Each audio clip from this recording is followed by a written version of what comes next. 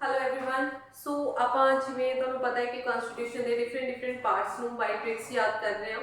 ਸੋ ਅੱਜ ਆਪਾਂ ਜੋ ਕਰਨ ਜਾ ਰਹੇ ਹਾਂ ਉਹ ਬਹੁਤ ਹੀ ਇੰਪੋਰਟੈਂਟ ਹੈ ਤੁਹਾਡੇ ਐਗਜ਼ਾਮ ਪੁਆਇੰਟ ਆਫ View ਨਾਲ। ਆਪਾਂ ਕਨਸਟੀਟਿਊਸ਼ਨ ਦਾ फोर्थ ए पार्ट है जिसनों कहा जाता है फंडामेंटल ड्यूटीज, उसनों बाय ट्रिक याद करने की कोशिश करांगे तां जो अगर तुहानू एग्जाम दे विच किसी भी तरीके की फंडामेंटल ड्यूटी पूछी जाती है तो तुसीं उसनों ट्रिक नाल याद कीता होवे, रट्टा लगाउण दी तुहानू वार-वार लोड़ ना पवे।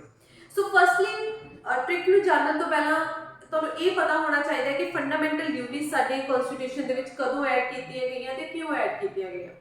सबनों पता है कि 1975 ਦੇ ਵਿੱਚ ਸਾਡੇ ਦੇਸ਼ ਦੇ ਵਿੱਚ ਕੀ ਹੈ ਨੈਸ਼ਨਲ ਐਮਰਜੈਂਸੀ ਲੱਗ ਗਈ ਸੀ। ਤਾਂ ਉਸ ਟਾਈਮ ਕੁਝ ਕੁ ਚੇਂਜਸ ਦੇਖੀਆਂ ਗਈਆਂ ਸਾਡੇ ਦੇਸ਼ ਦੇ ਵਿੱਚ ਤੇ ਕੁਝ ਕੁ ਸਾਡੇ ਕਨਸਟੀਟਿਊਸ਼ਨ ਦੇ ਵਿੱਚ ਵੀ ਚੇਂਜਸ ਕੀਤੀਆਂ ਗਈਆਂ। ਤਾਂ ਉਹਦੇ ਲਈ ਇੱਕ ਅਮੈਂਡਮੈਂਟ ਕੀਤੀ ਗਈ 42nd ਅਮੈਂਡਮੈਂਟ 1976।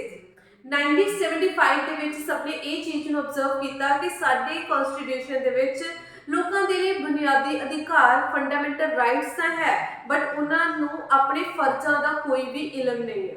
ਸੋ ਫੰਡਾਮੈਂਟਲ ਡਿਊਟੀਜ਼ ਦਾ ਰਿਅਲਾਈਜੇਸ਼ਨ ਕਰਵਾਉਣ ਦੇ ਲਈ ਸਾਡੀ ਕਨਸਟੀਟਿਊਸ਼ਨ ਦੇ ਵਿੱਚ 42nd ਅਮੈਂਡਮੈਂਟ 1976 ਦੇ ਨਾਲ ਕੁਝ ਕੁ ਫੰਡਾਮੈਂਟਲ ਡਿਊਟੀਜ਼ ਨੂੰ ਐਡ ਕੀਤਾ ਗਿਆ। ਉਹਨਾਂ ਫੰਡਾਮੈਂਟਲ ਡਿਊਟੀਜ਼ ਨੂੰ ਐਡ ਕਰਨ ਦੇ ਲਈ ਉਸ ਤੋਂ ਪਹਿਲਾਂ ਇੱਕ ਸਵਰਨ ਸਿੰਘ ਕਮੇਟੀ ਬਣਾਈ ਗਈ।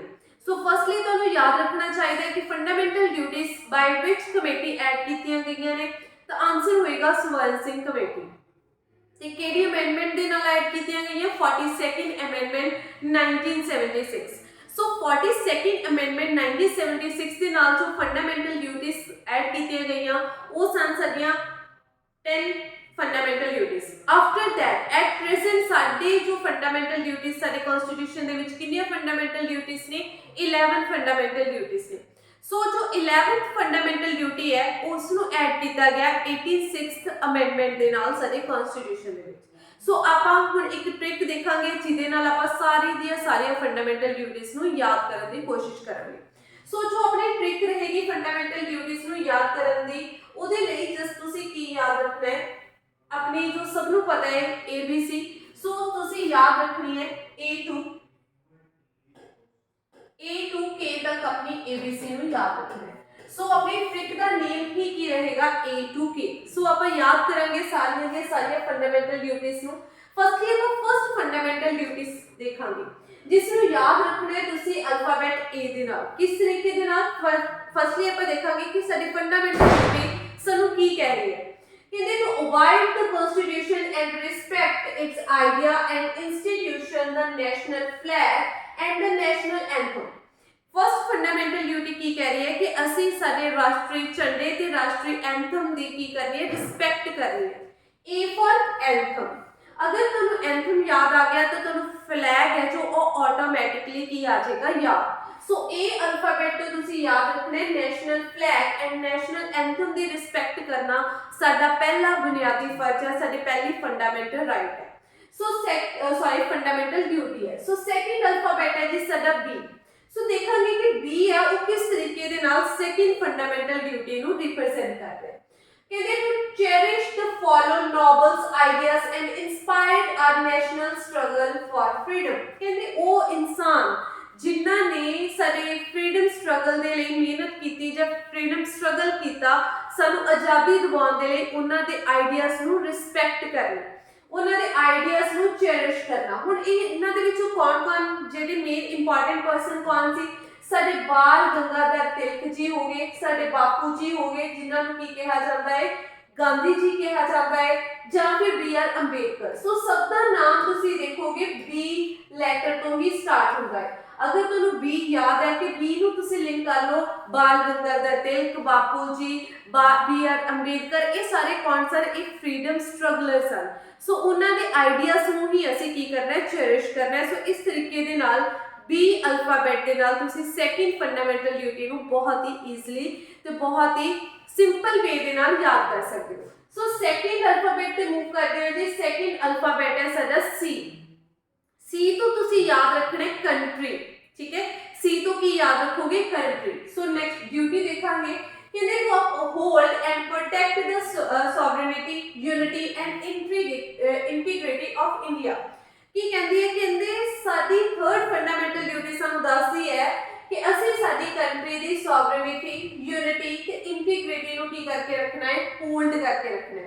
इंडिया की है साडी कंट्री, सी ते याद रखोगे कंट्री, तो कंट्री दी किहड़ियां चीज़ां नूं तुसीं होल्ड करके रखना है, वो चीज़ है साडी fundamental third duty. So next alphabet ते मूव करते हैं। नेक्स्ट अल्फाबेट है जी साडा डी। सो डी तो तुसी याद रखना है साडा डिफेंड, कि असी अपनी कंट्री नूं की करना है, डिफेंड करना है, जो है साडी fourth fundamental duty. Fifth fundamental duty ते असी मूव करते हैं। फर्स्ट फिफ्थ फंडामेंटल ड्यूटी लिए तुसी लेटर याद रखना है ई लेटर, ठीक है जी। ई लेटर जो रिप्रेजेंट करेगा इनकरेज ते इक्विटी, ठीक है। ई जो अल्फाबेट है वो रिप्रेजेंट करेगा इनकरेज एंड साडी इक्विटी वर्ड।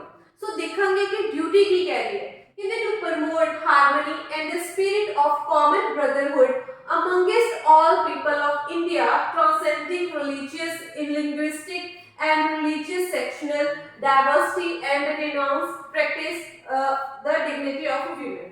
So ਤੁਸੀਂ ਇੱਥੇ ਦੇਖਿਆ ਹੋਵੇਗਾ ਕਿ ਸਭ ਨੂੰ ਮਿਲ ਜੁਲ ਕੇ ਇੱਕ ਭਾਈਚਾਰੇ 'ਚ ਰਹਿਣ ਦਾ ਕੀ ਦਿੱਤਾ ਜਾ ਰਿਹਾ ਹੈ, ਇੱਕ ਸੰਦੇਸ਼ ਦਿੱਤਾ ਜਾ ਰਿਹਾ। ਸੋ ਉਹ ਸੰਦੇਸ਼ ਨੂੰ ਆਪਾਂ ਕੀ ਕਰਨਾ ਹੈ, ਇਨਕਰੇਜ ਕਰਨਾ ਹੈ, ਇਕੁਇਟੀ ਬਣਾਉਣੀ ਹੈ ਸਭ ਦੇ ਵਿੱਚ। ਸੋ ਈ ਫॉर ਇਨਕਰੇਜ एंड इक्विटी तो ਤੁਹਾਨੂੰ ਇਹ फंडामेंटल ड्यूटी बहुत ही ईजिली याद रहेगी। सो नेक्स्ट अल्फाबेट है जी साडा एफ। सो ਆਪਾਂ ਦੇਖਾਂਗੇ एफ। एफ तो ਤੁਸੀਂ याद रखना है साडा फॉर्ट। एफ तो ਕੀ याद रखना है, फॉर्ट। अगर ਤੁਸੀਂ फॉर्ट ਨੂੰ याद ਰੱਖਦੇ ਹੋ ਤਾਂ ਇਹ ਤੁਸੀਂ ਕਿਤੇ ਕਿਸ ਚੀਜ਼ ਨਾਲ ਰਿਲੇਟ ਕਰ ਸਕਦੇ ਹੋ, ਆਪਣੇ ਕਲਚਰਲ ਰਿਚ ਹੈਰੀਟੇਜ ਦੇ ਨਾਲ, ਠੀਕ ਹੈ ਜੀ। ਸੋ ਸਾਡੀ सिक्स्थ फंडामेंटल ड्यूटी की कह रही है, कहते the value and preserve the rich heritage of our composite culture. कहते साडे कल्चर दे रिच हेरिटेज नू की रखना है, संभाल के रखना है। सो एफ फॉर फोर्ट मतलब बिल्डिंग, फोर्ट, जो भी साडा हेरिटेज है उस नू की रखना है, तुसी संभाल के रखना है, सेव करके रखना है, जो साडी फंडामेंटल ड्यूटी सिक्स्थ कहती है। सो एफ ते तुसी अगर फोर्ट नू याद रखोगे तो तुहानू heritage culture, rich heritage culture बहुत ईजिली याद रह जाएगा।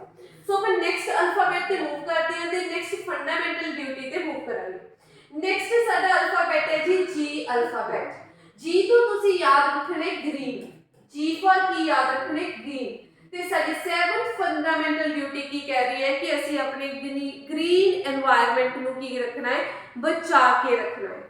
To protect and improve the natural environment including forest, lakes, rivers, wildlife।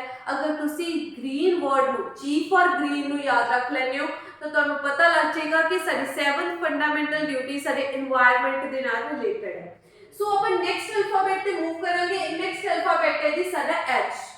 H है जी साडी 8th ड्यूटी नू रिप्रेजेंट कर रहा है। की है जी ड्यूटी, कहंदे to develop the scientific temper, humanism and the spirit of inquiry reforms. कहते हर एक इंसान के अंदर एक साइंटिफिक टेंपर ते ह्यूमनिज्म नु डेवलप करना।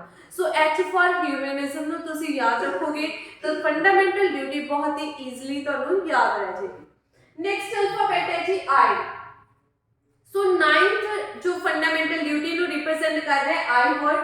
आई नु तुसी यूज कर सकते हो इस तरीके दे नाल कि असी किसी चीज के उत्ते अख रखनी है, आई रखनी है, ठीक है। आई रखांगे किसी चीज नू प्रोटेक्ट करने दे लई। टू सेफगार्ड पब्लिक प्रॉपर्टी असी की है, अगर असी पब्लिक प्रॉपर्टी नू सेफ रखना है तो सानू उहदे उत्ते पूरी निगरानी रखनी पेगी, उहदे उत्ते अपनी आई रखनी पेगी। सो तुसी इस फंडामेंटल ड्यूटी नू नाइन्थ ड्यूटी नू आई वर्ड दे नाल रिप्रेजेंट कर सकते हो। नेक्स्ट है जी कैपिटल है जी साडा अल्फाबेट है साडा जे, जो रिप्रेजेंट करेगा जॉब, ठीक है जी। जॉब नु रिप्रेजेंट करेगा किस तरीके दे नाल, 10th फंडामेंटल ड्यूटी दे नाल रिलेट कर रहा है। सो कहंदे to strive towards excellence in the all spheres individual and collective activity.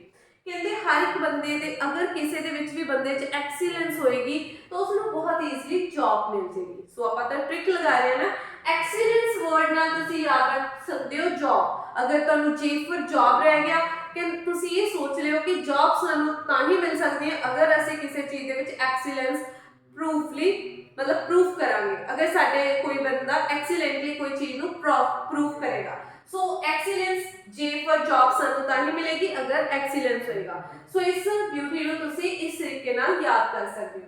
ਸੋ ਸਾਡੀ ਲਾਸਟ ਡਿਊਟੀ ਜੋ 86th ਅਮੈਂਡਮੈਂਟ ਦੇ ਨਾਲ ਐਡ ਕੀਤੀ ਗਈ ਸਾਡੇ ਕਨਸਟੀਟਿਊਸ਼ਨ ਦੇ ਵਿੱਚ, ਉਹ ਹੈ ਜੀ ਸਾਡੀ 11th ਫੰਡਾਮੈਂਟਲ ਡਿਊਟੀ, ਜਿਸ ਨੂੰ ਰਿਪਰੈਜ਼ੈਂਟ ਕਰਾਂਗੇ ਅਸੀਂ ਕੇ ਅਲਫਾਬੈਟ ਦੇ ਨਾਲ। ਕੇ ਅਲਫਾਬੈਟ ਤੋਂ ਤੁਸੀਂ ਯਾਦ ਰੱਖਣਾ ਹੈ ਨੌਲੇਜ, ਠੀਕ ਹੈ ਜੀ। ਤੁਸੀਂ ਕੇ ਅਲਫਾਬੈਟ ਤੋਂ ਯਾਦ ਰੱਖੋਗੇ ਨੌਲੇਜ। देखो नॉलेज ਦੇ ਨਾਲ ਰਿਲੇਟ ਕਰਦੀ ਹੈ ਸਾਡੀ 86 ਅਮੈਂਡਮੈਂਟ ਵਾਲੀ ਫੰਡਾਮੈਂਟਲ ਡਿਊਟੀ ਕਿ 6 ਤੋਂ 14 ਸਾਲ 16 to 14 ਇਅਰਸ ਦੇ ਬੱਚਿਆਂ ਨੂੰ ਐਜੂਕੇਸ਼ਨ ਦੇ ਲੈਣ ਦੇ ਲਈ ਭੇਜਣਾ, ਐਜੂਕੇਸ਼ਨ ਦੇ ਲਈ ਭੇਜਣਾ, ਉਹਨਾਂ ਨੂੰ ਨੌਲੇਜ ਲੈਣ ਦੇ ਲਈ ਭੇਜਣਾ, ਇਹ ਹਰ ਇੱਕ ਪੇਰੈਂਟਸ ਦੀ ਕੀ ਹੈ ਫੰਡਾਮੈਂਟਲ ਡਿਊਟੀ ਹੈ। ਹਰ ਇੱਕ ਪੇਰੈਂਟ ਦੀ ਕੀ ਹੈ ਫੰਡਾਮੈਂਟਲ बुनियादी फर्ज है कि वो अपने 6 ਤੋਂ 14 साल के बच्चे ਨੂੰ एजुकेशन लैन दे लई, नॉलेज लैन दे लई विद्यालय भेजन। सो इस दे नाल ही बहुत ही ईजी ट्रिक है A to K तुसी याद रखनी है ते तुहानू सारी दी सारियां फंडामेंटल ड्यूटी बहुत ईजिली याद रह जाणगियां। So thank you so much.